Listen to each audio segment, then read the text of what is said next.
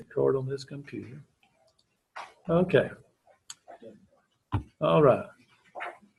Okay, we have gotten down basically, we're on, if you have last week's notes, we ended at around 63. We're talking on my notes, page 63. I don't know what pages in the book that covers, but we were talking about the Stoic on suicide. Well, we'd read about what Seneca, the fellow, had written back in the first century, things that he had written in reference to this form of death, and he thought it was like suicide and so on, and the laws of the land. That's what we're talking about, the Roman law. And we're going to give an illustration here before we begin our class, so we'll understand Roman law. Let's have a word of prayer and we'll begin. Eternal Father in heaven, we're thankful again for the day and for the blessings of life. We're thankful, Father, that we can come to this place to study things that will help us to have a better understanding of thy word. We pray, Father, thy blessings upon us as we study. We're thankful for our safe journey here. Continue to pray, Father, for those who are sick and those who have lost loved ones and those, Father, who are less fortunate than we. Especially pray for our nation, the nations of the world, that peace may abound so that we'll be able to take the gospel of peace to the world. We pray, Father, for the church throughout the world, that much good would come forth from all the efforts we put forth. Bless the school, bless us as we study. In Jesus' name, amen. Okay, if you have your Bibles, if you'll turn to 1 Corinthians chapter 7. Now, to show, this is going to be an illustration. We haven't covered this, but to give an illustration of why that why a class like this is important. If you read in 1 Corinthians chapter 7, now he's talking about marriage and so forth, if you recall. And let's just look down at, I'm not going to read the whole chapter, but look down in verse 10. There he says, now unto the married I command. Now, so he's talking about people who are married. That's the context. He says, yet not I, but the Lord. Now, this Jesus talked about this, is what he said. Let not the wife depart. That's the word chorizo in the Greek. So like in my Bible, I have a little C because I know what it means to me. It means chorizo from her husband. But and if she depart, that is chorizo, she leaves her husband.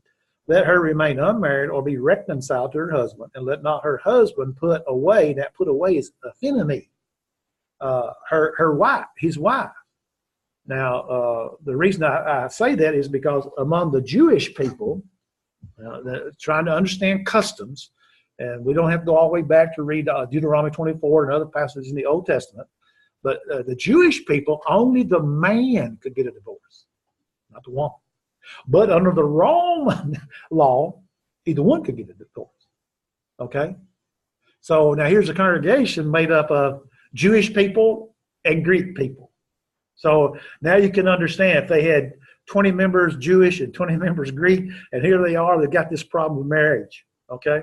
So what Paul does there, he uses those terms in such a way, and I don't know what kind of Bibles everybody used, but I had this question came up to me, and they asked me about it, and I said, well, if you would read the MLV, that's a modern literal version. It's by members of the church that's doing all the research on it and changing it. It's not Matthew, Bob, it's 1 Corinthians.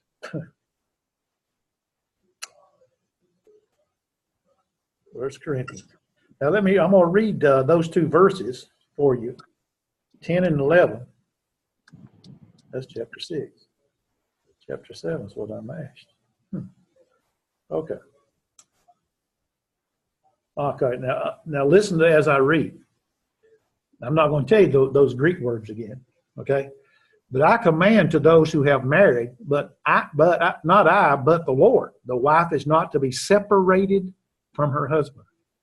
But even if she is separated, let her remain unmarried, or let her be reconciled to her husband, and that the husband is not to leave his wife. Now, the word chorizo means separation. The word affinity means to let them go, leave. But then you have the word apoluo is the word for divorce. So he's just simply pointing there that this man, that the wife is not to be separated from her husband. Now he says she's not supposed to do it, but if she does, this is what she has to do. That applies to the man too. But he says, and that the husband is not to leave his wife. In other words, if she comes back and wants to be remarried and everything to him, he can't say, no, I'm going to leave. Can't do that. He said, don't you leave your wife if she comes back. That's the idea. So there are three words that we use sometimes, but if we understand the customs of the Jewish people and the customs of the Roman people or Greek people, then it helps us to understand that passage. And that's the reason why we take a course like this. Now, I know when you read the book, and I've read the book, made remarks in my notes, and even more so now, but in making the notes is that you realize that this fellow here, some things that he doesn't really believe, which we'll talk some about them as we go through them. But we need to understand about the laws of the people who are surrounding them. Again, the two courses I'm teaching this quarter, one's on the Old Testament, biblical archaeology over at Fayetteville, then over here on the world of the New Testament. And sometimes they go hand in hand because of what the gods, the different gods of the different people that the people of God was around, that is the Israelites were around, they picked up some of those things. And that's what happened to them. They picked up some of the things of the world. You can't live in the world and try to sometimes compromise with that of the world without it hurting you in your faith. And so that's what happens is that when you bring people together, we go out in the world, we bring people into the church, and a lot of people say, ooh, they just kind of have stand backish because they haven't seen anything like this. I mean, I had some people come in the place where I was preaching, they said, well, we had never been to a place that didn't use instruments of music. I said, well, we just sing. They said, oh, yeah, we understand that, but we've never been to a place where they have Lord's Supper on the first day of the week. Well, see, it's something completely strange for them. And then if you sit down and study with them, they'll talk about sometimes some of those things. Well, they don't really matter anyway. And so you say, well, if we really believe what the Bible says, they matter. And so it's good that we can understand about the customs. Now, they're customs, okay? We have customs. And so we have those customs, and we follow our own customs. Like I think I mentioned once before that we had a custom when my wife's parents were alive, that every Christmas we loaded up all of our stuff and carried it over to their house with their stuff, and we spent the night there. We had our family gathering the next day, and we opened up packages and carried off a truckload of paper. And I told them, I said, we spend more money on paper and bows than we probably do on gifts. And but that was our custom. Well, they died, and we picked that up. But our children are gone now, and we haven't. Our grandchildren hadn't seen fit to have that same custom. And so, for this year, when we would usually have something that way, we gave them their gifts before December 25th, and we left before December. We went to the mountains by ourselves. Hey. I thought you had forgotten about us. No. I'm just kidding. Okay. All right. So we're down to that. Like I said in the notes on page 63, we just got through. We're talking about the law, different laws. Let me go back. The Roman penal laws, what we were talking about, what they would go through and executions and stuff like that. And we got down to, in mine is point D, lower classes were not so fortunate in a matter of death. In other words, there was what we would call the cruel and the unusual punishments, and they were not only permitted, but they were deliberately contrived. And some of the scholars, when you go back and begin to read about the Romans and their penal law, they would tell us that some of the ancient accounts not to be taken too literally. You read them and they talk about all these things they did. Nobody don't take that literally. Well, there are writers who oppose to certain emperors because they often exaggerated about their cruelties to other people. It's just like in archaeology, you have this big old stone called the Moabite stone. Where you go over and read that, the king who wrote that puts himself in a good light, but the Bible doesn't put him in a good light. He talks about how he defeated the Israel this and the Israel that. Well, in 2 verses, the Bible points some things out to us. That's all it says about that certain battles that this man had. So, sometimes people exaggerate. So, when they talk about themselves, But so much of the literature certainly does reveal that the Romans joyed in watching victims suffer. Now, I know all of us have watched those movies where they get in their little chariots and they got all these blades on these wheels and they go and cut people up. I mean, when I was a kid, we used to watch those types of games, you know, Elizabeth Taylor and Yul Brynner and all them people were the things, and we just thought it was something great. But actually, they were giving us a picture of what they did in those movies. They tried to react them. I don't know if you saw the movie We Were Soldiers about Vietnam. First time they used helicopters, they actually have footage of that.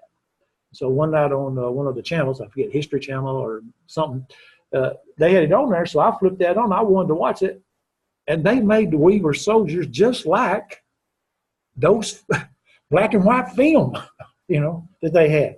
Even the bad language, they said the reason we have bad language is because that's what the first sergeant used, you know, and so they used bad language. But but it wasn't exaggerated. Now the movie about the unit that I was with called Platoon, some of those things were exaggerated because I was there. I know they're exaggerated, but that's what happened with some of the Romans. They enjoyed in watching people suffer. Now Martial, the first work, he has a book called The Spectacles, and so he describes some of the inhuman treatment inflicted upon the people that have sentenced to die in the arena. You know, they put them in an arena and everybody watched them. You know, we watch wrestling, you know, or you watch. I used to watch the UFC. Is what it's called now.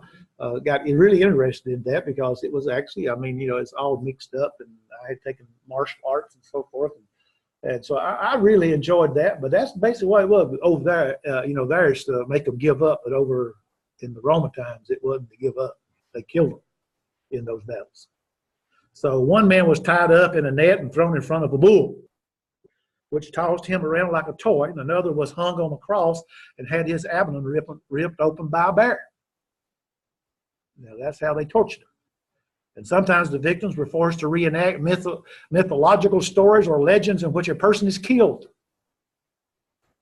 And so one woman, Marshall says, was forced to play the part of Papsiphae. Now, I'm not good on pronouncing all these fancy words.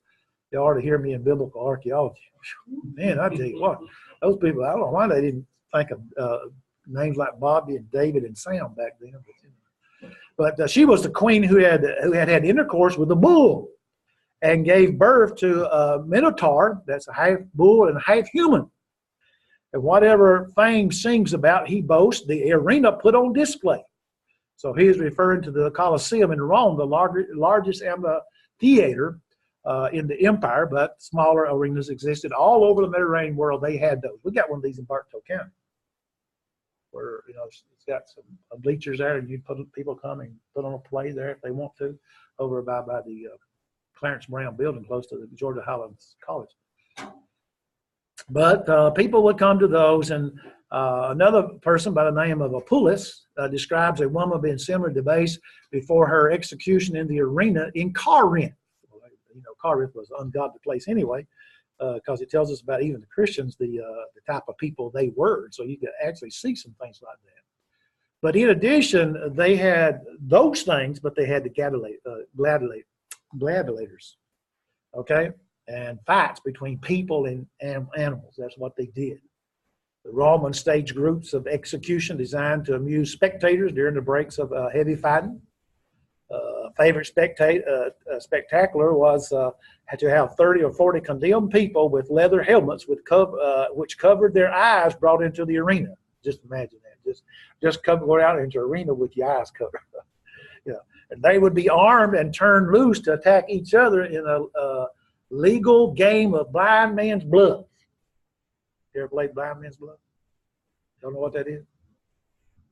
You know what it, you blindfold somebody and they go around and they catch you, they have to identify who you are. You know what I mean? And so on. Now, we played one game one time where it says kiss the king's ring. You ever play that? Well, it's a game. And then you want to get the fellow who's blindfolded kissing the ring like that. He's sitting in front of somebody, and he takes you take your blindfold out, and he takes your blindfold off, and there sits another man with a ring on his toe. But he actually kissed the ring on his wife's finger. He just didn't know it. But this here was something that, it was just something different. The last one standing was free. In other words, if it's 30 people there and you're the last one, you're alive. You're alive, you're free. And so such sights worked the crowds unto what Augustine called a frenzy of delight or lust for blood. And so pagan writers also complained of the spectators' savagery. Like, listen, this is what one said. Seneca wrote. He says, I happened to see the noontime show. When I think about that, I think like going to a theater and watching the movie. He says, I expect a bit of fun, some wit, something relaxing, which would give people's eyes rest from human slaughter. It was quite the contrary. The fighting that had gone on before was merciful by comparison. With all the trifling put aside, this was murder, pure and simple. The men had nothing to protect themselves. They were exposed to blows on every part of their bodies. No blow fell without effect. Many people preferred this to the usual pair of gladiators and to the special requested bouts. Why wouldn't they, in this case, there is no helmet or shield to ward off the sword? What is the point of defensive armor? Why bother with skill? Such things just delay death. In the morning, men are thrown to the lions and bears. At noon, they're thrown to the spectators. That's his observation of the games. So the crowds at those games and so forth could be very large. Pompey's amphitheater seated 20,000 people. That was typical for that province. The Colosseum,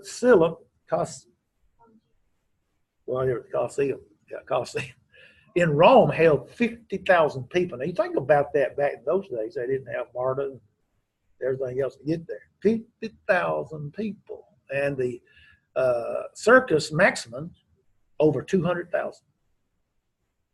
The matter of special concern was the safety of the spectators and their comfort. I guess they had to pay to get in. I wouldn't guess how them old people that do those things got to have money. So the Colosseum was built around AD 80. Games and shows were held in the Circus Maximus. It was not the ideal site for all of these types of things going on. Bullet-like shape and the presence of the spinal divider that ran the length of the race course. And this would block the spectators' view of some of the action. When you go to a ball game, there are certain places you don't want to sit because you don't get to see everything. Everybody wants to sit on the 50-yard line or right in the center of a basketball game. So they watch both ends. And so every time I go to a basketball game, I'd always try to get on the end where our team played mostly. And so. But all these types of things were going on. And so they had awnings hauled into place by sailors were stretched over the amphitheaters on hot days, advertisements for the games in Pompeii. So we think, we think that what we've come up with is new. And it's really not new because that's what they did back then. They just didn't have the equipment that we have to get it out there fast. If they're going to hand out advertisements, it may have taken them a long time to make 100 of them. But that's what they did. Even Calgia expressed his contempt for his subjects by having his soldiers block the entrance in the amphitheater he was visiting in order to own him pulled back, focused the crowd to swelter in that of the heat for a while. So he was pretty rough too. But what actually went on in those arenas would be highly offensive to most sensible, except perhaps for the fans of the TV talk shows. Caligula liked to stage fights between the elderly combats or between people with various sorts of physical disabilities. And so Apulus provides the only connected descriptions we have of the day in the amphitheaters.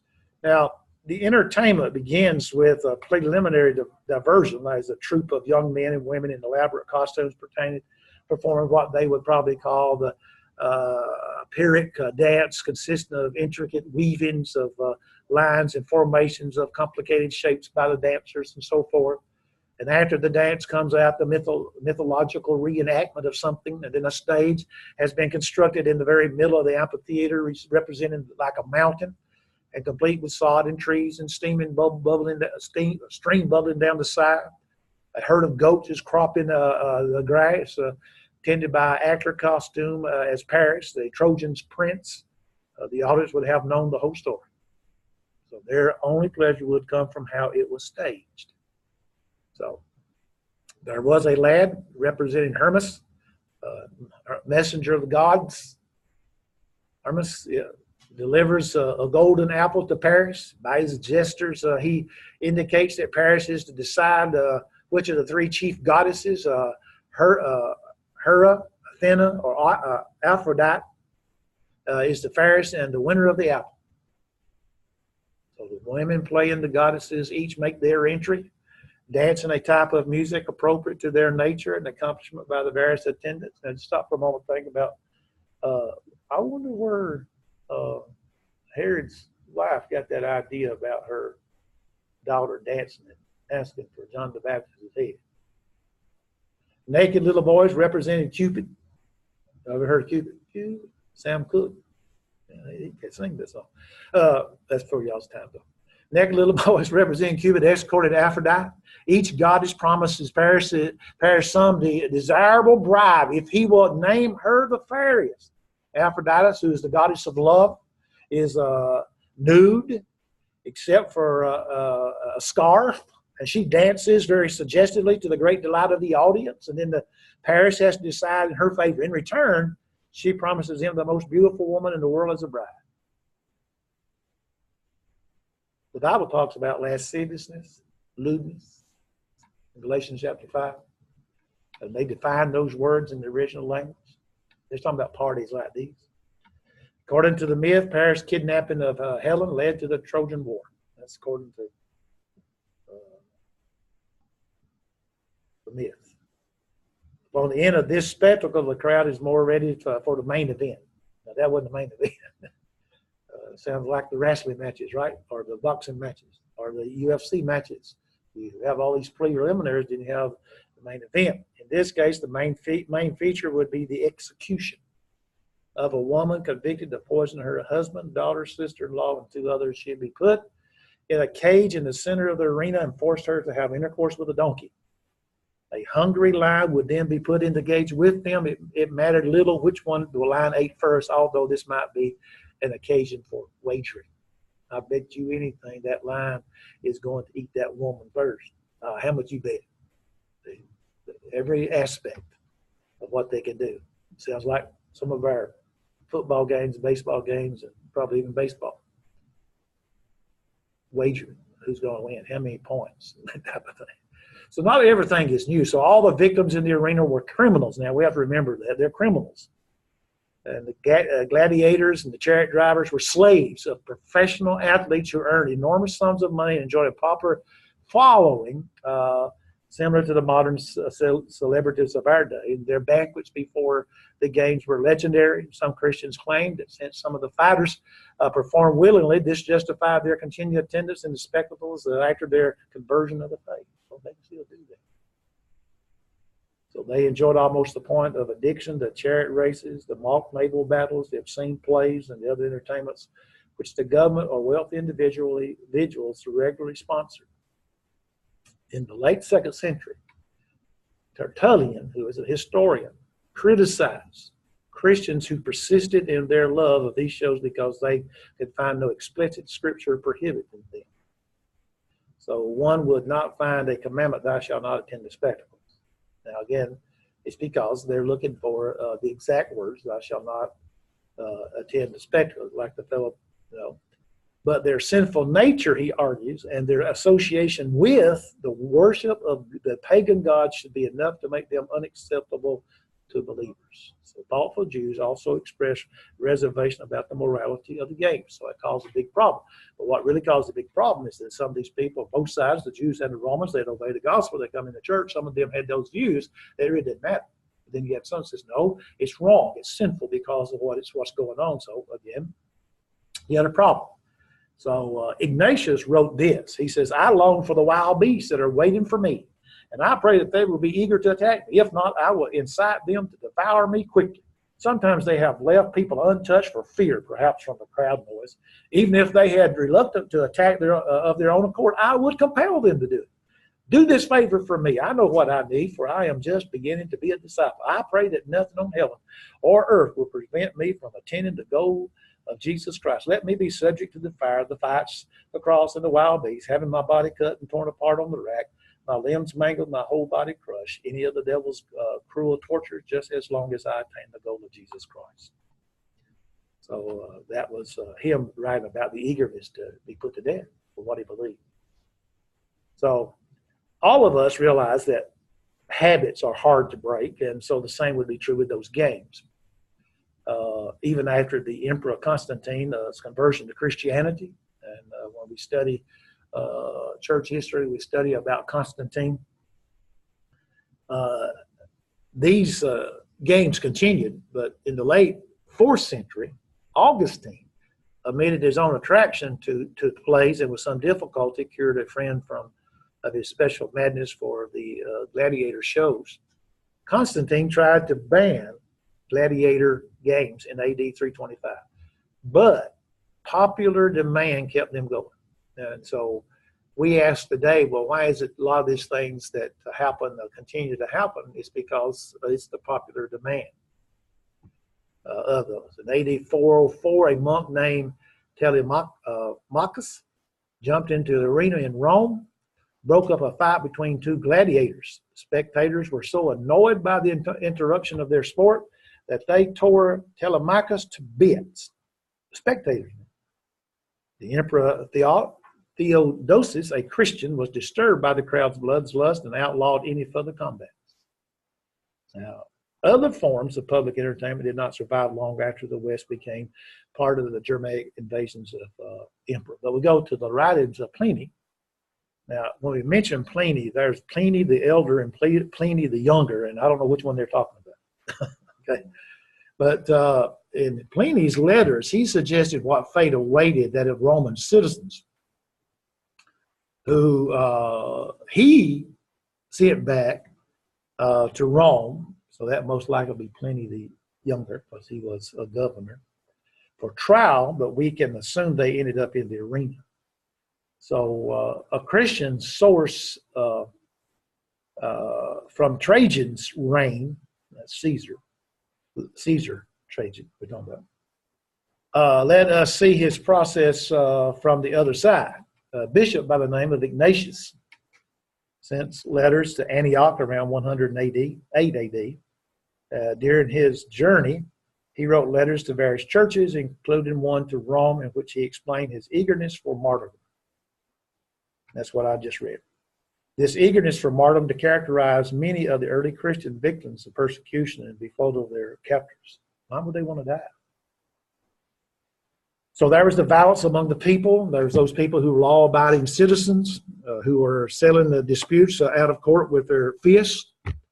And abuse of that of wives and slaves appeared to be commonplace. And so Christians, if they took Jesus' teachings about nonviolence seriously, go over to Matthew chapter 5. See, now we stop for a moment and we read here's Jesus comes on the scene, AD 30.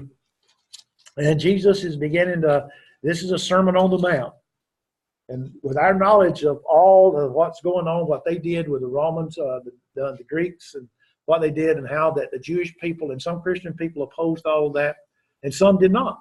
Didn't see anything wrong with it. But here comes along Jesus now, in reference, I say Christians, leave the Christians out, but here he comes along in verses 38 and 39. He says, you have heard that it have been said, an eye for an eye and a tooth for a tooth, but I say unto you, now watch it, that ye resist not evil, but whosoever shall smite thee on thy right cheek, turn the other to the other side. And so when you look at that, the idea is Jesus talking about that of being nonviolent. But he places themselves at odds with their society and could leave them defenseless because people take advantage of them. They would say, well, I slap you on one side of the face. You're not supposed to fight me back. You're supposed to turn the other. I had this one brother, and this is right after I became a Christian. This came up, and I'll never forget it. And you would know if I were to mention his name. But he says, yeah. He says, somebody asked him about this. We were in class. They asked him about this. He says, well, it says that, if somebody slapped you on the cheek, you turn the other cheek. He says, well, yeah. He says, I'd turn the other cheek. He says, when he hit me there, he says, I'd hit him back. And somebody said, why? He says, well, he didn't tell you what to do the third time. He already hit you on both sides. So, said, I defend myself after the two hits. Well, And some people say, they hit you hard enough so they don't have to use the second one. But even when we think about Ephesians 6, 10 through 17, we talks about, the military analogy there. Christian writers objected not only to the mayhem of the arenas, but also to the violence that was inherited in military service, though in the first century, the latter was not a major concern about the violence. Because again, remember now what we've already learned, the Romans were in charge, and everybody that was over whatever it may have been, if it was a small city, a big province, a state, or whatever, their job, they're continuing at their job, would make sure they kept everything quiet. In other words, they didn't have any uprisings and things like that, especially among the Jewish people. But at that time, citizens seldom served in the army. Soldiers were mercenaries, often from the frontier provinces, and Paul could use military analogies like he does in Ephesians 6:10 beginning without embarrassment. But in the second and third centuries, as the empire declined, more citizens turned to military service, and Christians began to wrestle more earnestly with the ethnical issues that were involved. And even up to, I know back in the 70s, I think it was, could a Christian be a policeman? Could a Christian be in the army? And we even had some, when I was in school preaching, we had one of the preaching students' son went and took martial arts. He was about 10, 12 years old. And there were some of the students there says they don't understand that, teaching balance, stuff like that to a child. And so you had all types of problems, and it all stemmed because of what the world was doing. I mean, you look at today, you look at all of the piercings and all the tattoos and everything. If people do it, then eventually it comes into the church because people don't see anything wrong with all those things. Well, Trajan had a reply, and he had a policy, what they call an imperial policy, that there is some evidence to suggest that the Romans condemned criminals to the arena rather hastily to meet public demand for this spectacles. In other words, hey, man, we can make money off this. If we bring them in, we got to feed them and all that type of stuff. And eventually we're going to have to put them to death. So why don't we just put them out there and let them kill one another, and then we'll just charge them that people watch it. Now, I understand that wrestling, as we call wrestling, because my son was a wrestler in high school, that professional wrestling is fake. It's all fake. I had a wrestling friend. I'd carry him to the matches, and on the way up there, we'd discuss who was going to win. And it'd be a whole program. He'd sit there and tell me, well, they were going to be fighting for the tag team championships, and that the champions will win, lose the first fall, and the champions would win the second fall, and the third fall, they'd have a knockdown drag out. Okay? Well, it's better than that, because one of the champion's wife was there. She was standing on the rail side like that, and one of those fellows who was wrestling the champions accidentally hit her, and it was a fight. But he was wrestling for the championship. He told me, he says, I'm going to win the first one. He's going to win the second one, and I'm going to be disqualified for the third one. It happened just like he said. I said, how do you know that? And he said, because 2 weeks before your match, you get a piece of paper, and it tells you the whole program, what you're supposed to do. So it was fun. But then when you turn right around, then people would say, well, what about boxing? I don't know. I don't get in the ring one up. For about $10 million, I wouldn't mind being in the ring with Holyfield. I mean, he'd have to catch me. Or I'd let him swing, and I'd step way back and fall down, get my $10 million. But you just stop, and everybody, I mean, they would, but this, when we talk about this is what they did. It wasn't fake at all. And the emperor made it clear, though, however, that conviction of being a Christian without any crime associated with that name is sufficient grounds for punishment. Get that? Think about that. Any crime, without any crime being associated, if you're a Christian, that's sufficient grounds for you to be punished. Just because you're a Christian. Now, turn over 1 Peter chapter 4 and verse 16. If any man suffers as a Christian, let him not be ashamed. A lot of points there. That became the guiding principle in the Romans dealing with Christians. They may not have been with certain what Christians were or what they did, but they knew that the very name itself deserved official condemnation. There need not be a proof of a criminal crime committed. Confessions of the name itself became a crime. I am a Christian. The only way to establish one's innocence was to get him into engage in a ritual like the one prescribed by Pliny. Now, here's what Pliny did. Such an imperial reply, known as a rescript, became a precedent for the later governors in a province. The rescripts of one emperor carried over into the next reign. So if the circumstances were familiar, a rescript might be used as a guideline in other provinces as well, but that the principle was slow in development. So Trajan specifically says in one letter to Pliny with two of Domitian's rescripts, he says, which probably ought to be followed, did not specifically cover Bithynia, but in fact Rome had no legislations applied across the empire. So one reason for that was because of their basic theory of law, which saw it as a tool for protecting the interests of the upper class. Now, they're not concerned about the middle class and the lower class. It's the upper class. Remember, the wealthy were the ones who would have these spectacles, these arenas and so forth, and put on the shows, and they made all kinds of money and stuff like that for that. So while they developed private law to a level it did not gain until the 19th century, so they did little to promote that of criminal law. And so decisions in that realm always remain in the hands of the magistrates and thus continue to be. Now, the Roman theory of law, this is interesting because we see more of this in the biblical sense as we read the New Testament. Pliny's letter and the legal questions that we come up in the New Testament is the Roman view that each group of people, each nation had its own laws. Okay, the term annus gentium, that means the law of the nations, expresses their concept that influence of a set of laws extends to the boundaries of the people who enacted them. Now, just like with us, we're in Cobb County. Let's say they have laws here, and they do have laws here, and but their laws don't apply in Bartow County. Bartow County has laws that didn't apply in Cobb County. Okay, and that's the idea, that they would all have their laws. So, for the Romans, as we stop and we think about them, each nation made their own laws by its own methods. All right, the Jews, they got the Romans, the Greek peoples everywhere, and each little place has their. Then the Jews, they have been dispersed. Go all the way back to right after during the rebuilding of the temple and everything like that. They were dispersed.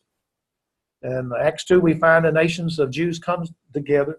We find that Peter writes about the dispersion, 1 Peter 1, 1 through 3. James also, in James 1, verses 1 and 2, writes about the dispersion.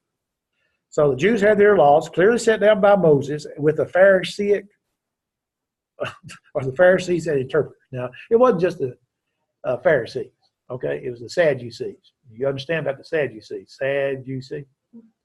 Okay. For the Romans' laws were made first by the popular assembly, by the decrees of the Senate, or by magistrate edicts. So under the empire, the people's legislative power passed to the Senate, and the Senate issued only decrees which the emperors approved. So the emperor's decisions in judicial matters and their rescripts to the provinces, the governors of those provinces, came to have little effect, and though slowly and always with some uncertainty, is how widely they applied them. Now remember, they don't, see, it's hard for us as, well, why didn't they just apply them? Well, because, we're in the 21st, we're in the 21st century, right? We're in the 21st century. What do we have? Well, I mean, I can see what's going on in Russia right now. All I got to do is just go find out where it's on the internet. You can just see it. That was the way they've done things. And sometimes we, in our concept of how that we move information and how that we see laws are applied so quickly, it didn't happen over there. They'd pass a law, and it may be months, maybe years before it was actually upheld. And so Rome did not, the results was that Rome did not impose a unitary system of legal institutions like a giant dish covers upon all these diverse sets of people. Their legal relationships inside their own communities went on in the most ways as before. And so because of the notion of laws is limited to the nation or ethnic groups, which originated them, two groups of people could live in the same area under two sets of laws. So here's the Jewish people, they got their laws, and then here's the Roman people who are in control of the world, have their laws. The Romans has said, as we said over and over, Jews will leave you alone as long as you don't have riots and uprisings, basically. So now remember that. As long as you don't have riots and uprisings, we'll just leave you alone. Okay? Because the Jews of Alexandria decided their own legal cases without reference to the laws of the Greeks who surrounded them. Go over to Acts chapter 18. Acts chapter 18 is the conversion of that of the people of Corinth.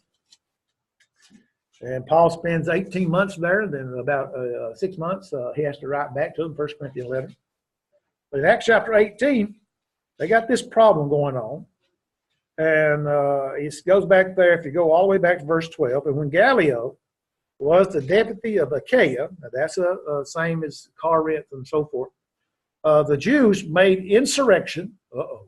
See that word, insurrection? With one accord against Paul, and brought him to the judgment seat, saying, this fella persuadeth men to worship God contrary to the law. Whose law is that? That's the Jewish law. They got a charge against Paul according to Jewish law. And when Paul was now about to open his mouth, Gallio said unto the Jews, if it were a matter of wrong or wicked lewdness, O ye Jews, reason would that I should bear with you. But if it be a question of words and names and of your law, look ye into it, for I will be no judge of such matters. Now, see, people struggle with that passage, but if you understand, they had two laws, the Roman law and the Jewish law. If they broke Jewish law, the Jewish people had to deal with it. If they broke Roman law, the Jewish people could turn them over to the Romans. In other words, if they brought Paul up to that of Gallio or whoever's in charge and says, this man, yes, he's violated the law, our law, but in doing so, he's also violated the Roman law, they would only charge him with the Roman law.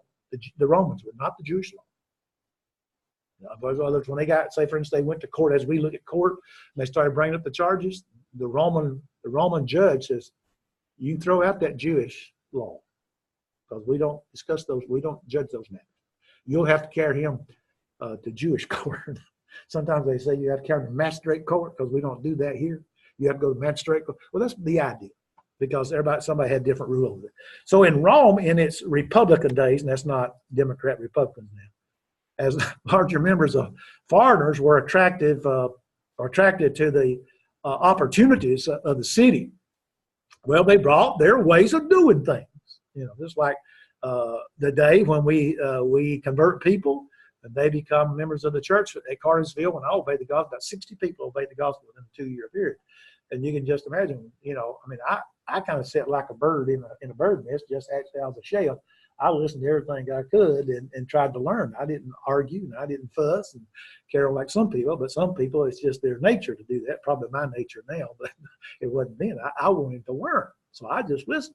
When I went to the Memphis School of Preaching, I wanted to listen. I listened. And I went through graduate school, you know, on up. And when I got out of my first graduate degree, I figured it's time for me to open my mouth. And the first time I opened my mouth, I got in trouble.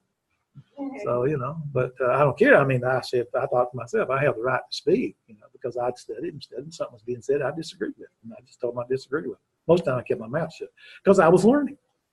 And I really got in trouble when I went to Columbia Theological Seminary. I mean, seminary. I'm sorry. I call it cemetery, but it's seminary. I really got in trouble there. So, they were Calvinists, and then I let them know right quick I wasn't a Calvinist. Boy, I really got in trouble. But anyway, so you have to be acquainted. Now, remember that they became better acquainted with the laws of other nations. Now, the Romans adapted some of them to their own needs, especially from the Greeks. Okay? Now, we talk about Romans. You remember, I'm not ashamed of the gospel of Christ, for it's the power of God unto salvation, first unto the Jews, then unto the Greek. Is that right? I had to check it out, even though I memorized it. Greek. I wanted to go back all the way back to verse 14. Dead are both to the Greeks and the barbarians. Sometimes I can't remember right now. This might be right in there. The Scythians, they're mentioned in some in the Old Testament because of their idolatry. Not in the Old Testament, but in archaeology because of their idolatry. All right. But especially they learned these things from the Greeks. The Roman people did. See, because Alexander had conquered the world and so forth. So that great influence. Now, what has taken place from the time of the books of Ezra, Nehemiah, and Esther, and the latter amount of prophets, what has happened is a set of laws has been established. Now, you see it, we're talking about here, how the law has spread. That's number one. Number two, the Jews had synagogue. Number three, they all spoke a common language, according to Greek. And also, they had the New Old Testament translated into the Greek language. So all these things had to be in place before the church could ever be established, before the Messiah could come. All this stuff was working for that one purpose, because now they had synagogues everywhere instead of temple in Jerusalem. Everything was set up. All these people from all these places, they dispersed. The Jewish people came on the day of Pentecost, and just think about that. They came out of a Greek world. They came into the Hellenistic Jews. That's what they're the dispersion. They came from all the different worlds into that of the Jewish Jerusalem, Judean Jews. The Judean Jerusalem Jews, they're different. That's the problem in Acts chapter 6. Hellenistic Jewish widows were not being taken care of. That's the problem.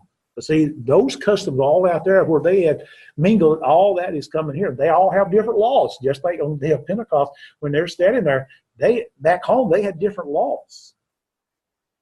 And so here, and the reason I want you to remember, because we're going to look at something here, this led them to see that certain common characteristics underlie the laws of most civilized people. So by the mid-1st century AD, some of the Roman jurists were talking about a, quote, natural law, of which the laws of various nations were but imperfect manifestations. So the Stoic, which we'll talk about, Stoic philosophy, so popular in Rome, propagated the idea of the natural law existing in each person was a seed or a spark which must be nurtured. Now watch this. Now get that everyone now that most civilized people had a law among themselves. Now watch this. Go to Romans chapter 2. See, I'm already there. Look at Romans 2. Now, Paul is close to this. Watch. I didn't have to even turn it over and look. In Romans chapter 2, verses 14 and 15, he says, now watch it. For when the Gentiles, which had not the law, that's the Old Testament law of Moses, do by nature the things contained in the law, these having not the law are a law unto themselves, which show the works of the law written in their hearts, their conscience also bear witness, and their thoughts the meanwhile accusing or else excusing one another. Cain killed Abel. Where does it say in the book of Genesis, thou shalt not kill? It was all nature. That's all it was. Thou shalt not kill. Thou shalt do no murder. He murdered Abel. And so James, in James chapter 1 and verse 25, he talks about, has referenced the perfect law of liberty, he says. He calls it. And so too far removed from what Roman philosophers had and the legal theorists of that day were saying about law in general. There is a law. But we would find that James says, yes, you have the law of Moses, these Gentile people, the Greek people, they have laws unto themselves, but we have a perfect law. That would be the law of Christ. Any questions? We haven't gone far. That brings us to Rome versus the Christians. So this is where we, again, having all the things that we have picked up about the customs and things of that sort of the Roman people, the Greek people also. The major part of Christians the Christians' problem with government stem from Rome's theory in their administration of law. We have problems with our government today. Okay, I mean, I know you noticed the thing what's going on in New York, went on also in Virginia, in reference to abortion, and so we have a problem. Well, they had problems too, and they had an overworked bureaucracy, which we have one that's not working at all.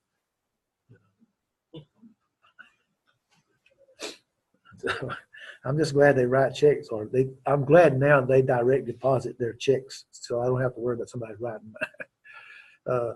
An overworked bureaucracy was reluctant, actually, to tackle another problem, but unwilling to let a potentially dangerous group go unchecked. They said, we got to do something other. So here's the measures by which the government regulated groups and controlled these prophecies favored what they were going to do. They had to favor the Roman people, that is the Roman citizen. Remember now what Paul said, what? When it got right down to it, what did Paul say? I'm a Roman citizen. Okay? So why did Paul say that? Because he knew that his treatment was preferred, as we would say. And so, and not many of the early Christians held that privileged status. So during the first century of the church existence, decisions about its status were made on a case-by-case basis. And so the Christians were never quite sure how they would be treated if they're brought to trial. Now, again, each area, Bartow County, Cobb County, okay, here they would be. Their only hope lay in the convincing the government of wherever they were that they were not some cannibalistic, treasonous society or person, but were a new expression of religious faith. They believed that Jesus Christ was the Son of God, and they deserved of a legal place among the dozens of other groups. That's what they had to prove. See, again, the Romans, the Greeks, the Romans, they all looked upon Christianity as a sect like Pharisees, Sadducees, Herodians, Essenes. That's how they looked upon these people who were followers of Jesus Christ. Christians, call them Christians. Instead of calling them Pharisees or Sadducees, they called them Christians. And so they looked upon them. Here you have this group population over here, and they're divided in all these different groups. That would include Christians. But then we would find, though, that the Jewish people, Pharisees, Sadducees, they persecuted the Christians. So when we think about the Christian in the first century, we always have to make sure we think, yes, they're being persecuted, as we would say, or they had that law of the Roman law that was against them, and the Greek customs were against them, but also the Jewish people were against them. And so there was a big problem that took place. They continue to be regarded as a group of people who stubbornly refuse to see the light of reason. That's what they thought. And some people think we're still stubborn. I'm talking about Christians now. In the early second century, the Christians took a more aggressive stance and defended themselves against the mob violence and that of government persecution, and began to argue publicly for the superiority of their faith. Now, Athenagoras maintained that the Old Testament worthies, such as Noah and Abraham, who lived before the Mosaic covenant was established, were proto-Christians. Christianity, therefore, could claim legitimacy because of its antiquity, a crucial positive point on the Greco-Roman understanding of religion. So he's trying to find a way around, you know. Then you have the Epistle of Diognetus, another second century defense of the new faith, portrays Christians as sober Christians. He claims that Christians obey the established laws, and their personal lives even surpass the laws. They loved everyone and are persecuted by everyone. They are unknown, and yet they are condemned. They are attacked as foreigners by the Jews and as persecuted by the Greeks, and those who hate them cannot give a reason for their hostility. That's basically what he was saying. Do I? Well, yes. It's just hard for people to see that when you start about saying, well, why are you against stuff like abortion and so forth, things like that, and we're ridiculed. I've often thought to myself, I remember this, and I guess I I probably shouldn't have said it, but it's during a heated discussion years ago about abortion. The girl at McDonald's had it my food, and she was saying something other. I think my wife or about whoever's in the car was talking about abortion, and she overheard. She says, "Was it pro-life? Not pro-life. No, it was free choice. Then free choice came later. It was for the abortion. What they call it? That, huh? Yeah. Well, anyway, I asked her. I looked at her very seriously, and I said, "What if your mother had believed in abortion? Where would you be?" You know, that's a sobering question, really. I probably should have said that, but it would be one to ask our politicians. You know, was it pro-choice? I'm still, I got myself. I still trying to think about that. It's pro-choice. Pro-choice means it's up to your choice. Pro-choice. I don't know. Be pro-abortion. Pro-abortion would be for abortion, right? Then you have pro-choice. No, we're pro-life. Pro-life. Yeah. Pro-choice is you get to choose whether you want to live or die. Yeah. Well, that's been taken away now, according to some of those folks. Okay, so the Christians did not fit the Roman definition of religion, so therefore we're going to talk about that in our next lesson. And so their only hope for protection under the law was laid in whatever rights individual Christians may have been able to claim as citizens. I'm a citizen, therefore. So we're going to talk about Greco-Roman religion, or begin that, and at 7:30 it's time for a break. 10-minute break.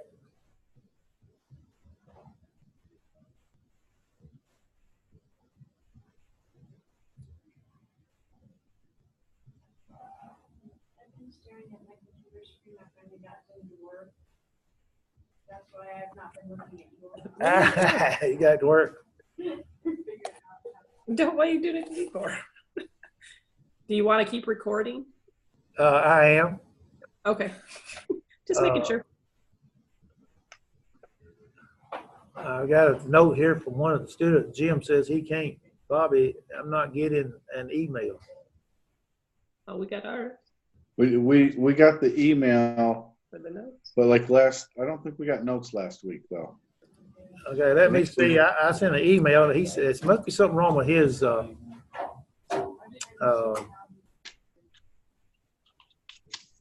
everybody get the email? Everybody got the email, didn't they? Y'all got it, didn't y'all, Steve? Yeah. Okay, to join the. Okay, let me see. Hey, Bobby. Yes, sir. I heard you saying earlier that wrestling's fake, pro wrestling's fake. Not true. Do what? Pro wrestling is not fake by any means. I can't hear you. I said pro wrestling is not fake by any means. I knew people who wrestled, so it was fake.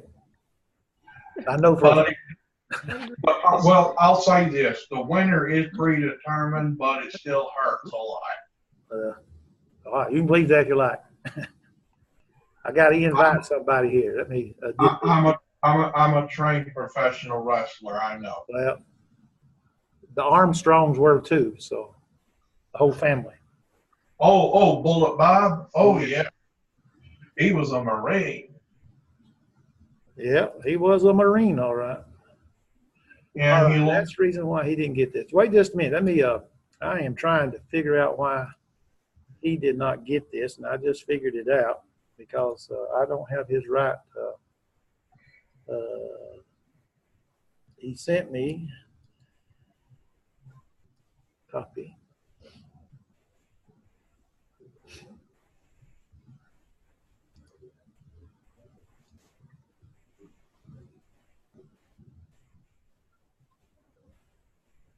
Yeah, Bullet Bob, and he started wearing a mask for part of his career because apparently some bones in his face had gotten broken. So yeah, he was doing weightlifting, and the bar slipped out of his hand, went across his nose, and they had to redo all of that. Yeah, He lost one of his sons a couple of years ago. Which one? Brad. Did he? Yeah. I didn't know that. I hadn't kept up with him. I used to keep up with him whenever place I live.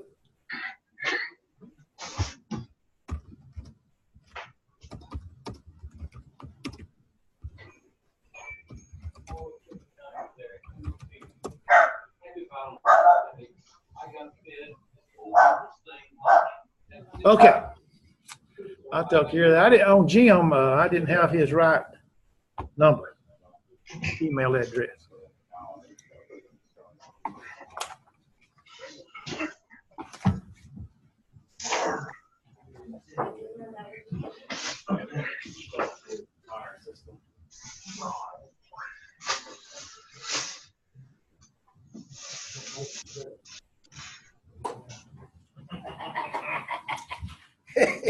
Y'all believe that? Nope. Not for a second. I told y'all about if you get a new dog, that I have a name for it. Called it 3 days. 3 days? Yeah. Then when you go to the doctor, he tells you got to exercise. You say, well, I walk 3 days twice a day. 3 miles. Not 3 miles. Did I say 3 days? Yeah. God, you got 3 miles. The doctor says you need to start exercising. I walk 3 miles twice a day. Well, I was seeing if you could see my chat. Yeah, right there, Rebecca. Okay. I'm right here. I saw you pop up, and I said, ooh. I thought it was Jim. So, okay. I don't know how to make my thing work, so next week, whenever I'm on this, you'll probably just see that, but you probably won't hear me say anything. You have to unmute it. Unmute it. Oh, where it has mute.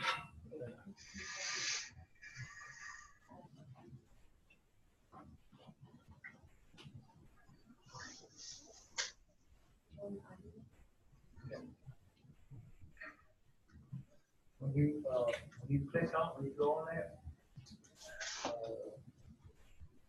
you have to, were you recording it too? You don't want to record it, you have to tell them to get on the computer's video, the audio. One of the things we in the book is talking about Christmas. Christmas, the nativity scene, Jesus' birth. This is how he wrote this. He put it as a track point. Never it out. I've never understood Christmas as a whole. But, I mean, with the trees and stuff, I mean, isn't that all Roman stuff? Well, we had a discussion in the archaeology class about Jeremiah talks about people going out and getting trees decorated.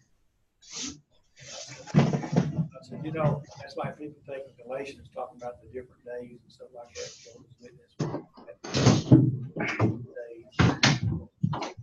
But we supposed to, don't we supposed to interpret the scripture within its context?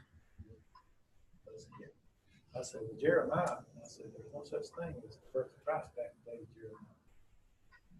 I said, and decorating, getting wood out, what they would do is they'd go get a tree, drag it in and get a tree, but they'd make a god out of it. Whether some of them decorated it, that was their god. That's what they worshiped is now. They bowed down before it. And so people talk about where we drive trees and we put Christmas on the celebrate. I always, I always use the idea about Thanksgiving. I said, we've never been told the truth about Thanksgiving.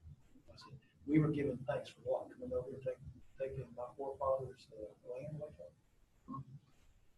You know, that time we put that turkey on there, I said, most people think, oh, all this independence we got, all this freedom, all this stuff. I mean, it has another meaning to some people. You know, if you go back, I mean, it doesn't bother me. But if I sit down and look at it, and I can live bother me, it doesn't bother me. But you know, I mean, I can look at that turkey sitting over there.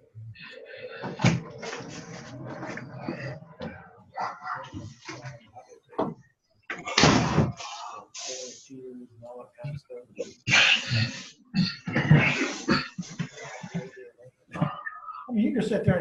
yourself in a frizzy. But, you know, and they do that. Some people do that at Christmas. I was at a place and I was on a lectureship. They had questions and they talked about that up. Somebody said, well, this congregation here refused to give his preacher his check until after Christmas holidays because he's going to take his check and buy Christmas presents for his family and his family. He told me he was going to be with them for a week or so. Okay. He said, that was one of our elders was there. The preacher, he said, that was over money. You need to make sure you give him money. He said,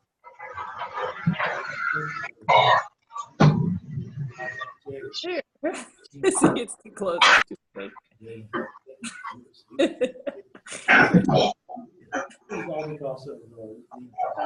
I just. I think I know we can hear. Go to the bathroom. There's jumping Jim. We have to make sure we're understanding like that even in the context of what this Phil told me. I've never heard anybody explain it that way. We're all weird. You're making God. I'm gonna figure out where this lab cord is. Put stuff on it. What's that? I said, I know The lab. Captain came to me my house, my rental house. I walked in and they got over, walk in front door there, get over in that corner. Then it Captain, well, for some reason or other they moved it. I think it's outlet over there. You can flip a switch over here and come on. So I went over. Go here, come back. Loud and prayed to and everything. Yeah. Yeah. Okay, all y'all back. Hey, Jumping Jim. Jim finally found us, that is. Rebecca, you get off? Yeah. Oh, okay. I had 4 people and all of a sudden I didn't have 4 again. Okay, we're going to talk about the Roman religion. Now, in Brother Ferguson's book, and like I said before, if we ever teach this again, if I teach it, we're going to use Brother Ferguson's book.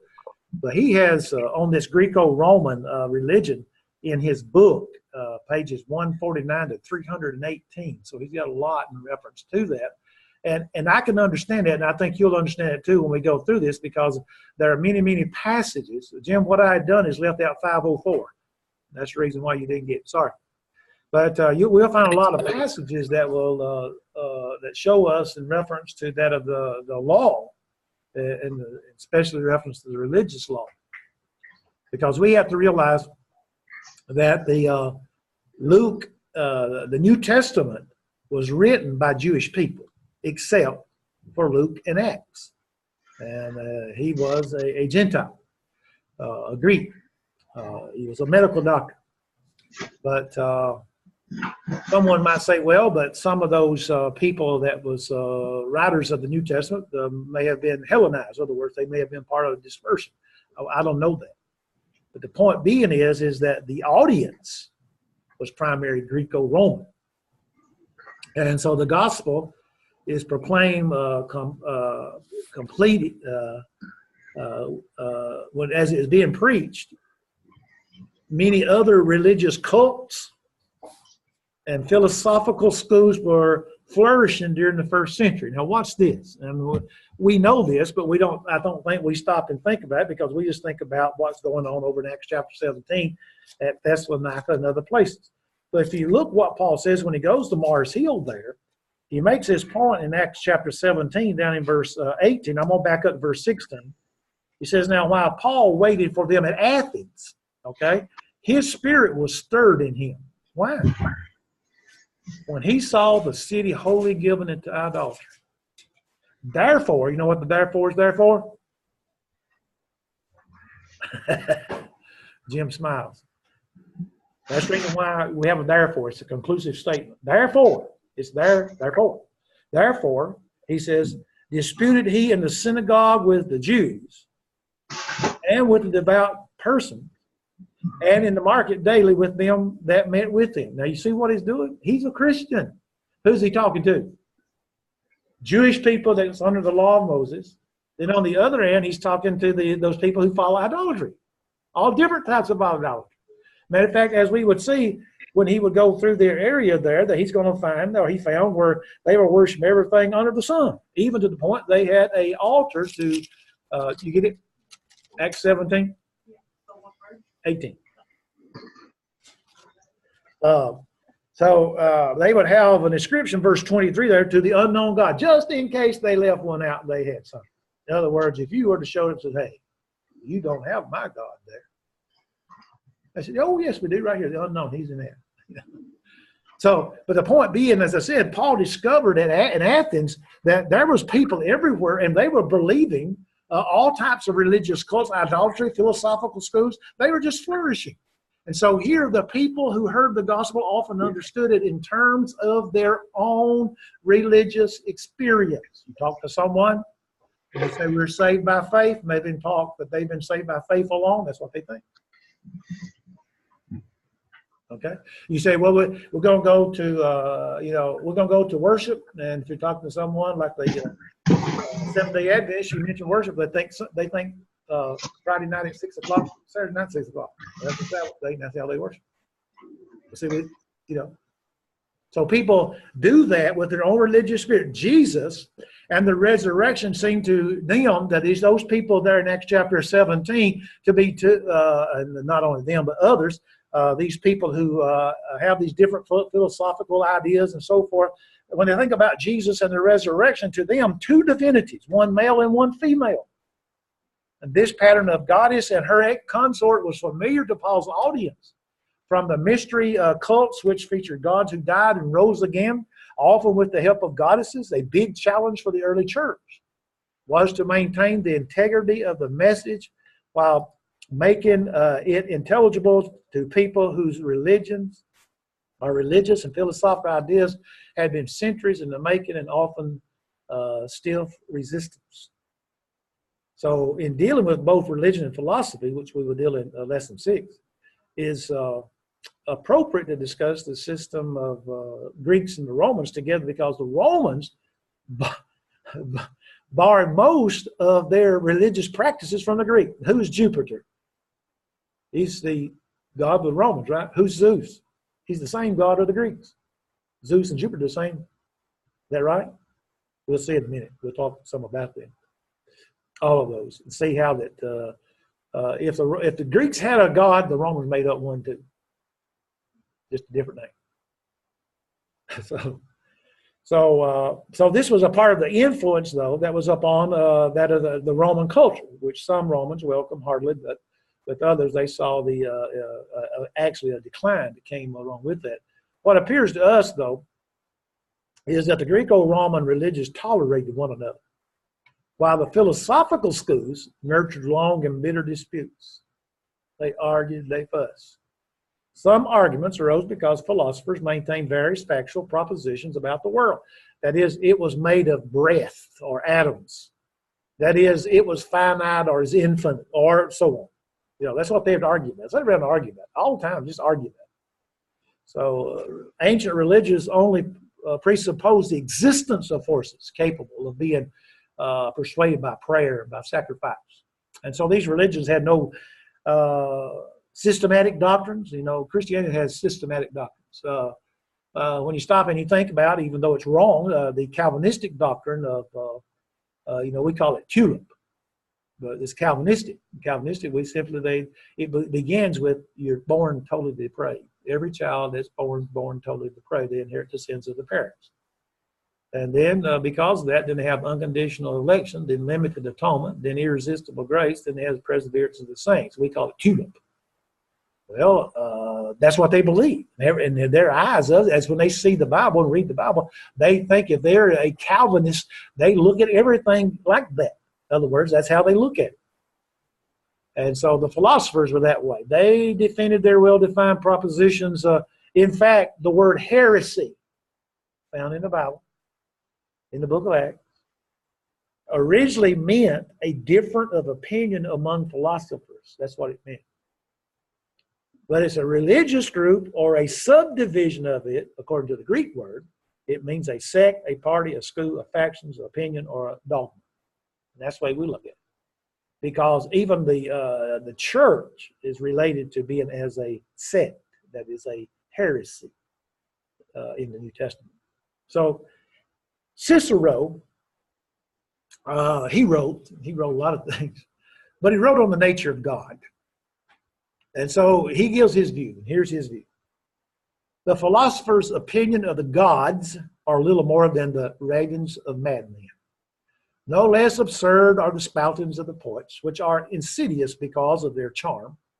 The poets depict the gods as inflamed by anger and raging with lust, and have crafted for us to see their wars and battles and wounds, as well as their hatred and their feuds and their quarrels, their mourning, their license, their adultery, their bondage, and their couplings with humans.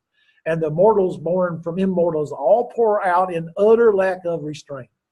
These mistakes of the poets can be linked to the monstrosities of the Magi and the demented myths of the Egyptians, as well as the opinions of the crowds, which are a mass of inconsistencies based upon ignorance. What is that? So in religion and philosophy, as in most other fields, here are the Romans, and they stood in awe of the Greeks' achievements. Now, you have to admit, when you go back and if you read history and you start reading about these Greek people, you can see in reference to them the achievements that they had. A man by the name of H.A. Rose wrote, the Romans, theology and philosophy, when they had such things at all, were simplified adaptations of the Greek thought. And that's true. The Romans identified their native divinities with the Greek gods with similar functions. In their early days, the Romans seemed not to have created images of God, but their love for Greek as soon led them to adopt the practice or presuming their gods in scripture and paintings and so forth. And so the religious impulse of the Greeks and the Romans manifested themselves into several different types of cults. And so some of them which crossed social and economic classes. But philosophy remained the largest indulgence of the intellectual elite. Now, you've heard of these people, and I'll try to say something about them as we go through. A lot of stuff that I have is not in the book. And so by the 1st century A.D., the Greco-Roman religion had developed far beyond the fanciful myths of Homer's day, 750 BC. About 12 gods with human characteristic living on Mount Olympus. Y'all probably seen that. Now, when I was a kid, they had cartoons about Hercules and all that kind of stuff. I don't know if they still do that on much cartoons. I finally grew out of that. And so, but I mean, we thought it was the greatest thing. I mean, you know, we didn't know he was talking about the Greek gods and all that kind of stuff. They had all kinds of stuff. They had that fellow running around out there with a donkey bottom, donkey from here on back. Something like that. It's half human, half animal. Well, Plato, 4th century BC, he had objected to the lack of positive moral values in those tales, which featured these gods and these goddesses seducing mortals, deceiving one another, behaving like children when they were offended by mankind. Sounds like our cartoons, doesn't it?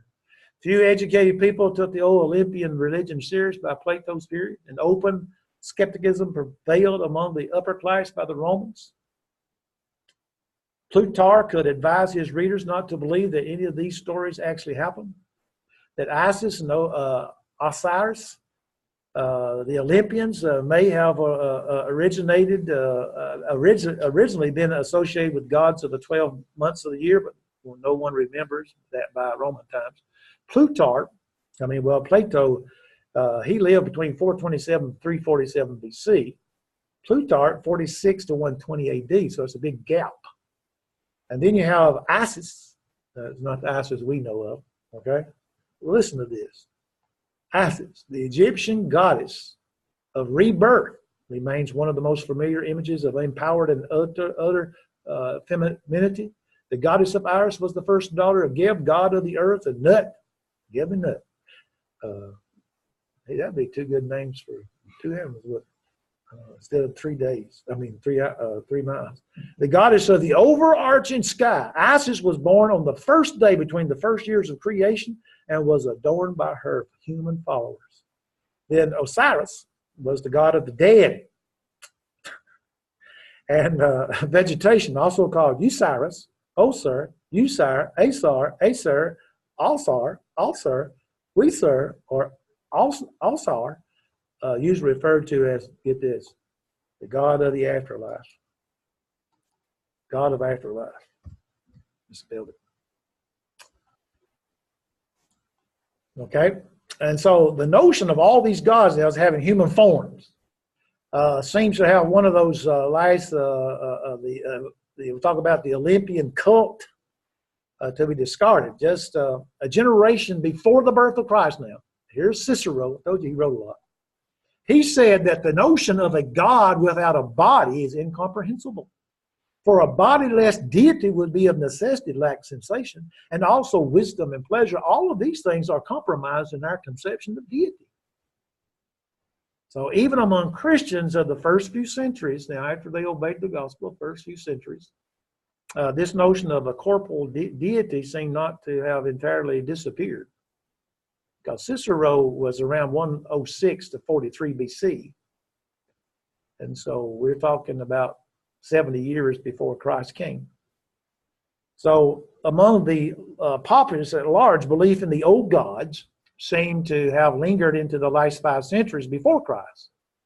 And although mixed with elements of magic, how many of y'all like to watch? What's his name? On TV, comes on TV. Every once in a while. Make an elephant disappear because they put a mirror up there and you can't see. Huh?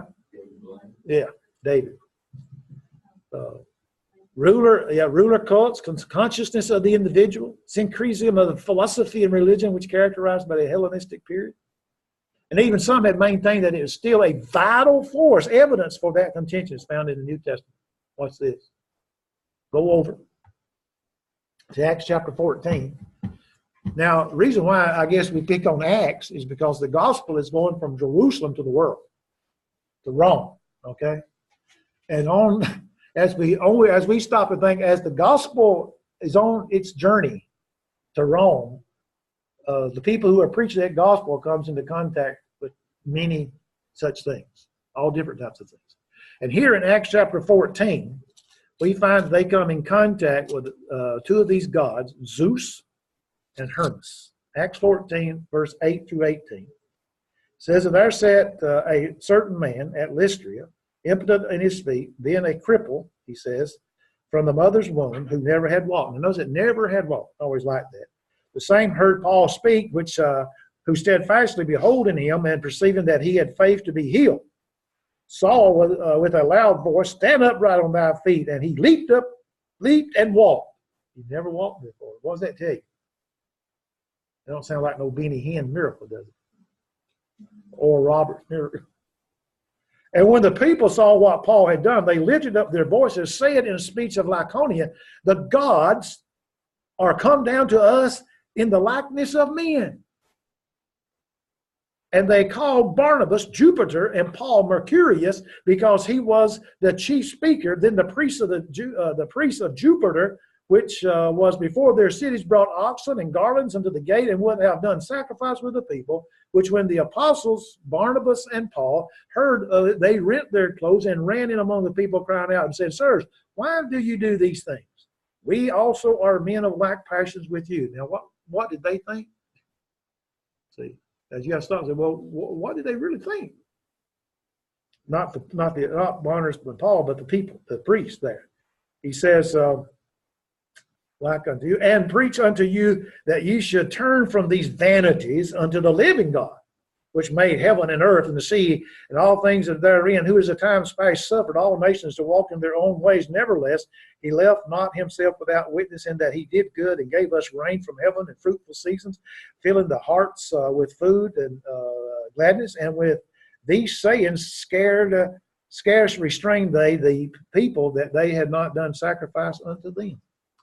And so there they were, here they came in reference to these, and they had to restrain the people from offering sacrifices to them. Here's Barnabas and Paul, and these people think of them as gods. They want to run in and offer sacrifices.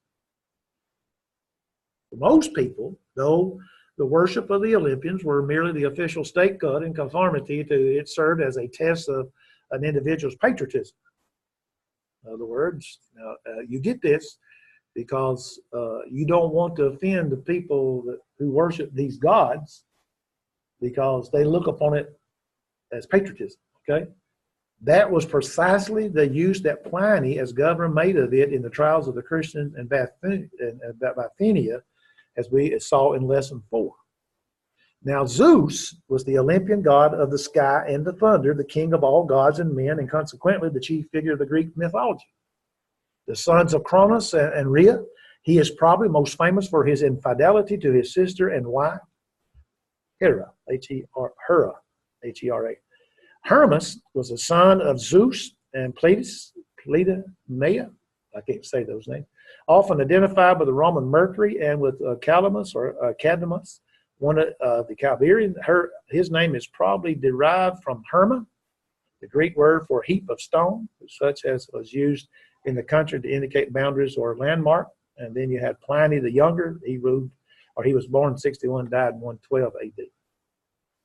Like I said, some of those things, I give the dates because it puts it in perspective for us. Because it's hard for us to stop for a moment and say, well, you're talking about way back there in 300 BC. Well, that influence. You got to remember, you have Alexander the Great, and he only lived 33 years. Look at the great influence that he had in the whole world. And all that kept coming. We just stopped for a moment. Catholicism started in 300 AD, and still has its influence today. And so here they were. These deities, Jupiter, Zeus, and Juno. How many of y'all got a Juno account? I have a Juno account. Juno email. Y'all never heard of that? I try to get rid of Juno email and can't get rid of it. But anyway, these were Olympian deities. I thought about that when I looked up Juno. I wanted to find out information. It had Juno email. Well, Jupiter and Zeus. That's the same. They're the same god. One's Roman, one's Greek. Juno and Hera, same person. Minerva and Athenia, same. Then you go on and on. They did not relate to their worshipers on a personal level. They were the gods and the goddesses of a clan, a tribe, or eventually a city. You'd walk into the city, and they would have their statues of their gods there. In archaeology, we have found some of those in archaeology. They've dug some of those up. We have some stone images of some of these. I have something like, I think I was telling Tommy, I had 220 slides already. We just threw book number 1. We got to go to book number 2. But, they had all these. Their concern was for the group. And their worship was a function of the state. Temples were built and maintained by the state. No such thing as church and state. Supposed to be a distinction. And here's the problem. And we can see the problem there. If it's a temple that is made kept by that of the state, and if it's in one city there, and you're supposed to be worshiping in that city, and all of a sudden you become a Christian, what's going to happen? See, you still got to pay your dues, and so that your taxes, etc., that goes to help take care of that. So participation in the cult was expected. It demonstrated one's loyalty to the state. Nor were the gods exclusive. A city could worship Jupiter along the side of Apollo with no conflict. The more gods a city worshiped, the better its chances of divine favor. Now, what does that tell you? How many gods did they have in Acts 17?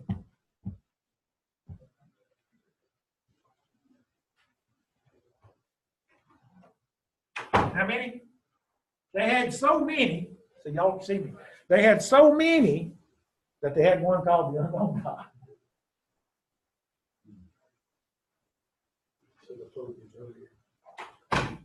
Tommy has to use his door because they burn up up there. They're about 10 degrees higher than we are. So how many were Acts 17, 16 through 23 is the passage talking about. We've already looked at it. They had God for everything.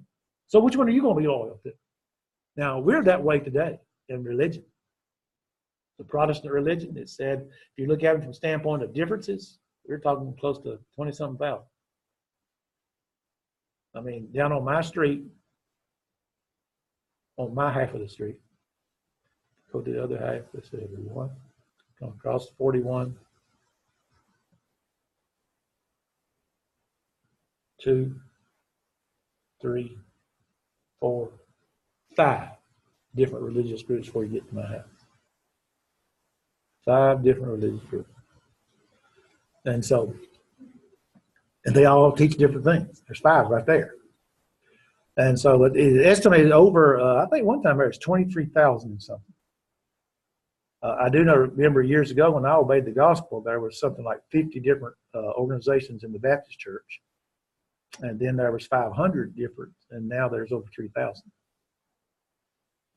And call themselves Baptists. So, okay. Now, just for a moment.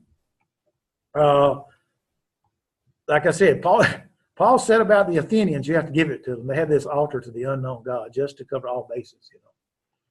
And similar ancient references in the plural have been found to unknown gods. Now, Jupiter in Latin is known as Jove, Jove. Now, Jupiter was the supreme god of the Romans. Like many of the figures of the Roman mythology, Jupiter was appropriated from the Greeks and is virtually identical with Zeus. Jupiter was known as the Roman god of the heavens and the skies. Juno and Hera, the Roman name Juno, Hera is a goddess of the Greek myth and one of the 12 Olympians. As the wife of Zeus, Hera was considered the queen of Mount Olympus. She is most associated as the goddess of women, marriage, and childbirth. Athenia and Minerva, in Greek mythology, Athenia was a multifaceted Greek goddess whose spheres of influence centered around wisdom and strategy. She was known by the companion of heroes, protectors of cities, and general patron of the civilized urban life. Okay? Apollo is the Olympian god, the sun of light and music, poetry, healing, and plagues, and prophecy, and knowledge, and order, and beauty, and archery, and agriculture. He was busy. Okay? He's one of the busy gods. Now, stop for a moment. Given that mindset, and that's become one of my favorite words, mindset. I think we in the church ought to have a mindset. I mean, my mindset is my spiritual welfare, first and foremost. The word spirit, sometimes in the Bible, it's capitalized. It's actually talking about a mind spirit, not Holy Spirit. But given this mindset, it's little wonder that the Romans had difficulty understanding about Christianity. You just think about that. All those gods, they had a God for everything. The Christians were making a religious profession by refusing to worship the gods and the images of the emperor. The Romans, though, perceived it as an unpatriotic withdrawal from their civic duty by them doing that. So an analogy can be made to the current attitude of the Jehovah's Witness. Children of the Jehovah's Witness are sometimes ridiculed by their schoolmates because they refuse to sign the Pledge of Allegiance to the flag. And this was written many years ago, okay? They refuse to do this because they believe that their loyalty is to God. And so what they intend as a religious act is often interpreted as a lack of patriotism. And I'll be honest with you, I think that's what it is. I'm very patriotic, and so, I believe what Romans 13 says, that we ought to obey the laws of the government. And as long as they don't violate the laws of God, and pledging allegiance to a flag to me is not violating anything to God or even like that. I mean, I'd rather be pledging allegiance to the flag of the United States than I would have the Japanese flag. They're friendly people. I've been there. I got to go to Japan for about 4 hours. Just to eat. On behalf of the United States government. Because the airplane's motor went out while I was over the ocean. They had to land somewhere, and that was the nearest place. Now, if the Olympians got, now again, get the idea how that, because it's a civic duty, and if you don't go do it, hey, we need to go tell the mayor down here, the Smiths over here are not going to deity worship, whatever they call it. Was your civic duty. Now, if the Olympian gods were concerned only with the prosperity of the group as a whole, what benefit did the individual worship have in their religion? Well, very little actually, but he or she would presumably benefit from the protection which the god accorded the state. But the influence of the god on the daily life of an individual also, and in times of distress, people made extra offerings to secure healings or financial blessings. Such things could be obtained only through bargaining with that of God. I stop for a moment and I pause when I think about that, because what do you hear to tell evangelists say it to you? I know you don't watch them. But I watched them when I was searching for the truth. I mean, a man got up there and he was making his plea, but he had on about 5, this is back in the 60s now, 69, 70. We obeyed the gospel September 24th, 1970. So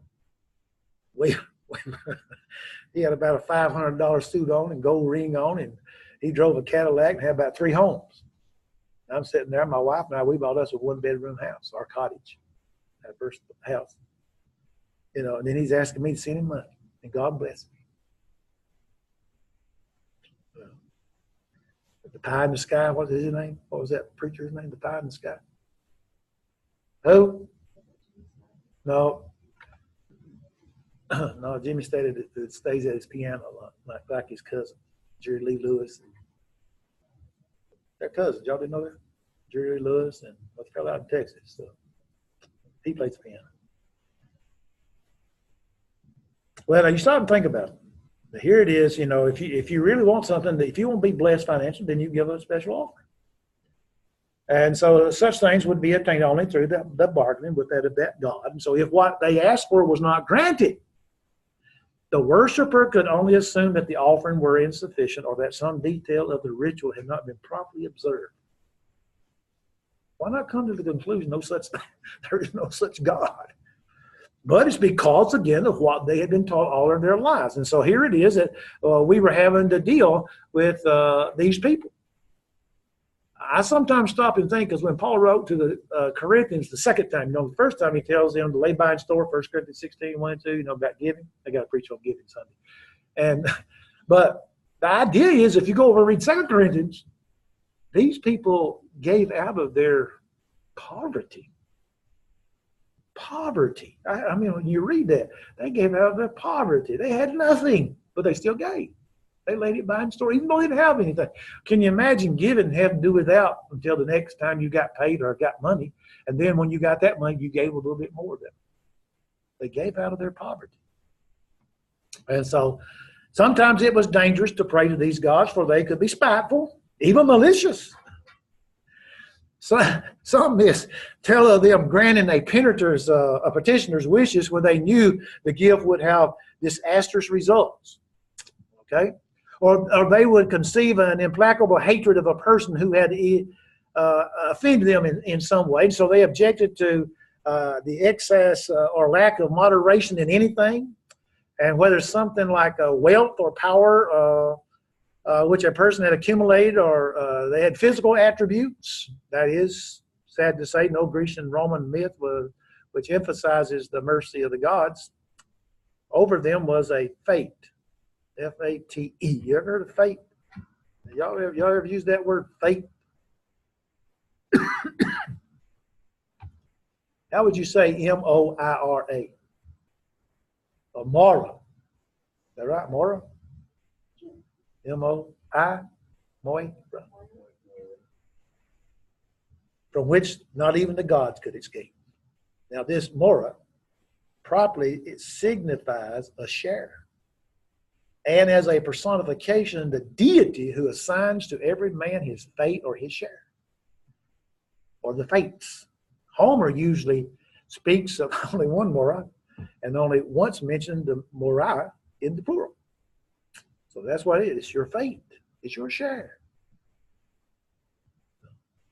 You ever hear people say, well, you know, that's fate? Well, that's their idea. The Olympian gods did not hold out to the individual hope of any pleasant afterlife. Okay? Now, I thought that was interesting because Homer, 451 to 651 BC, so he lived 100 years or 99 or 100 years, okay? And he described the gray semi-conscious souls, the psyche in Greek, of the dead drifting around in the underworld. Achilles tells the visiting Odysseus that it's better to be a humble farmer slave on the surface of the earth than to be the king of the underworld. Now, Achilles, in Greek mythology, was a Greek hero of the Trojan War and the central character and the greatest warrior of Homer's Iliad. And his mother was the immortal Nereid Thetis, and his father, the mortal Peglas, was the king. Odysseus, also known by the Latin variant Ulysses, Ulysses is one of those cartoons that we had back when I was a kid, is a legendary Greek king of Ithaca and the hero of Homer's epic poem of Odysseus. And Odysseus also played a key role in Homer's Iliad and other works in that same epic cycle. Okay, that's who they were. Now, I told you we're talking about the Stoic philosophy. Acts 17. Go to Acts 17. I'm going to need to put my glasses on. My print, my eyes getting bad, or this print is getting little.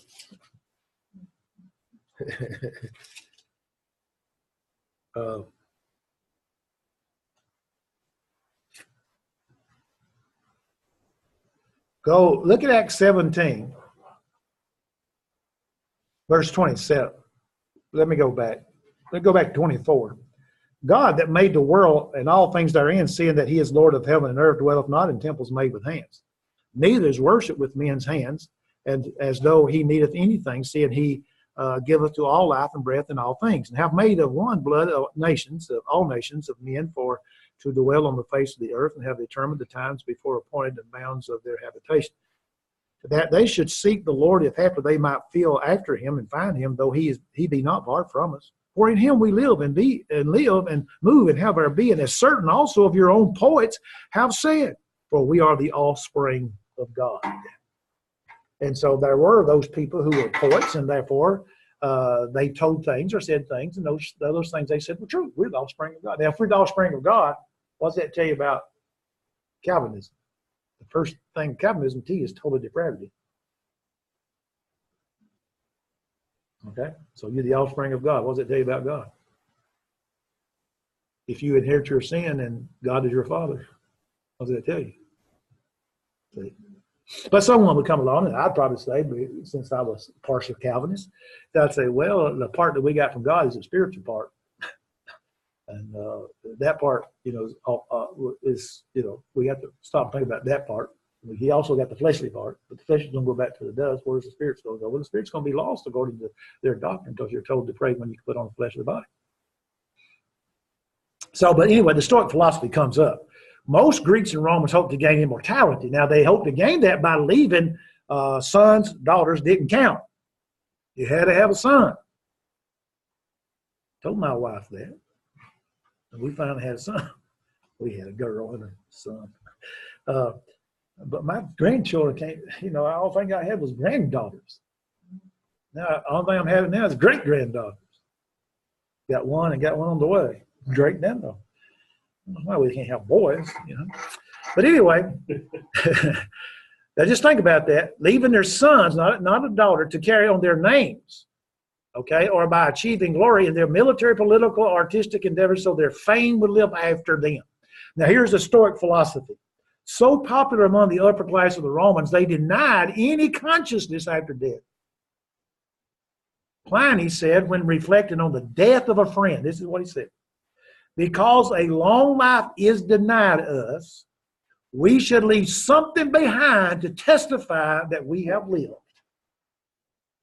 So in other letters, he denies that there is any immortality except that achieved by the fame during his lifetime.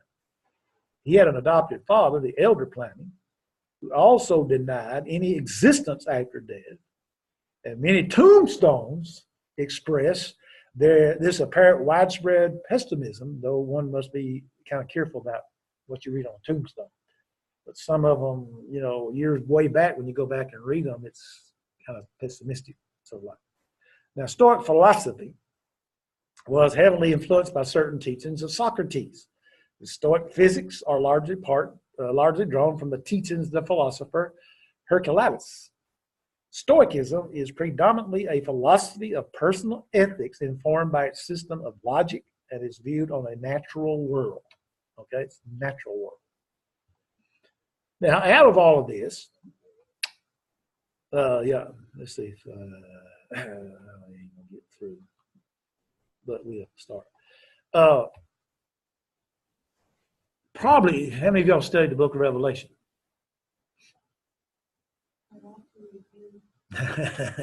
With me?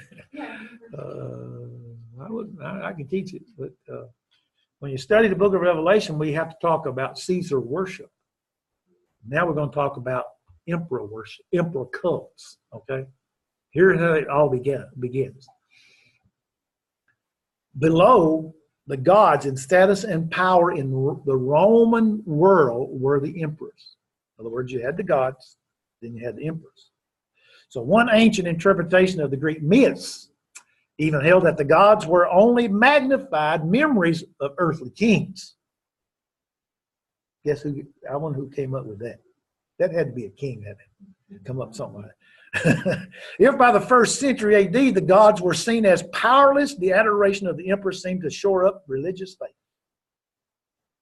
So the Greeks did not worship their rulers, but many Eastern cultures did, such as the Persians and the Egyptians. And guess who's going to influence who?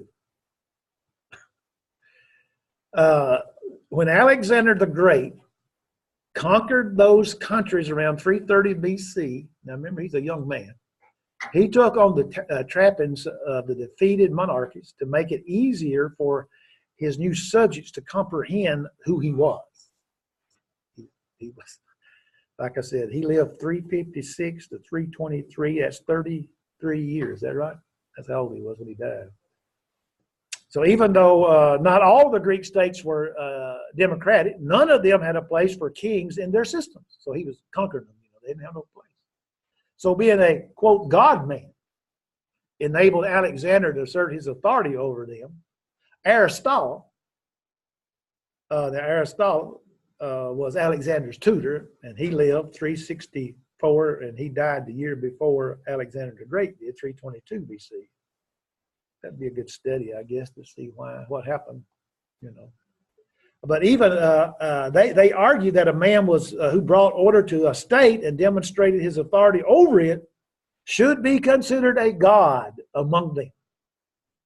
So by the time the Romans conquered the Greeks in the mid-2nd century BC, the idea of the divine ruler was widely accepted in the Eastern Mediterranean. And guess who comes to the scene? A man by the name of Julius Caesar. I always thought he was Shakespeare's character. 100 to 43 BC he lived. So he was 57 when he died. But he was the first Roman accorded such an honor. And then it was after he had died.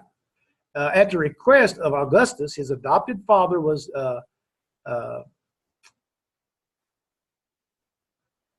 deified. Trying to make sure I looked that word up just to make sure I didn't mispronounce it. I didn't look it right. Deified. Declared by the Roman Senate to be divine, and guess what? A temple was built in his honor. We have pictures. I mean, we have pictures of the places of those in my archaeology class. Augustus allowed his own genius, quote, or protective spirit to be worshipped along with the goddess Roma. But only the eastern provinces could do that. He knew the people of the Western Empire were not yet ready to accept such a status for a living person, though they did eventually participate in the cult. Now, again, Roma is as been seen as a goddess, a prostitute. They used another word. I changed that to prostitute. They used the W word. A near saint, let me go back. Roma has been seen as a goddess, prostitute, a near saint. I don't know what that is. And as the symbol of the civilization, it says she remains of the oldest continuous political religious symbol in the Western civilization. So now part of the problem of the acceptance centered on the words used. The Greeks applied the word theos. No, not theos. It's got an I in there. Theos. E-I, see, E-I is A in Greek. So theos, godlike, to living and dead persons. That's the Greeks did that. It suggested someone higher than a mortal status, but not fully equal to a god. Now, the nearest Latin equivalent was this idea of deified, divus, not divas now, divus. Because it has to be what? A male. Okay? Could be applied only to the dead. So here comes Augustus. He had the political savvy to allow his subjects to render him this homage if they were comfortable with it, but he did not insist on it if it was alien to their worldview. In other words, he still took that view, the view that you could, believe about what you want to believe and so forth. But Tiberius, 42 BC to 37 AD, he changed that. And Calgius is where we're going to start. And the reason we're going to start there, because he decided that he was a god while he was alive. And he demanded that he be worshipped. What's next week? Next week is the 21st. Okay, I have to make a date there. I forget where we were. Let me see. Purple? Make it purple this time? Yeah, make it purple. Or blue. I'm colorblind, so what difference does it make? All right, any questions or comments? Y'all been so quiet. I done lost so many. My wrestling friend got upset and left me. Yes, ma'am. In the Colosseum and everything like that, I know that they executed men, but did they execute women as well? Oh yeah, okay. I didn't know that. I knew that apparently whatever with the donkey happened, but She would be killed after that. oh Yeah. So she was still Yeah, she asked a question about women in the Colosseum when they had the games and everything. And women were used also, men and women.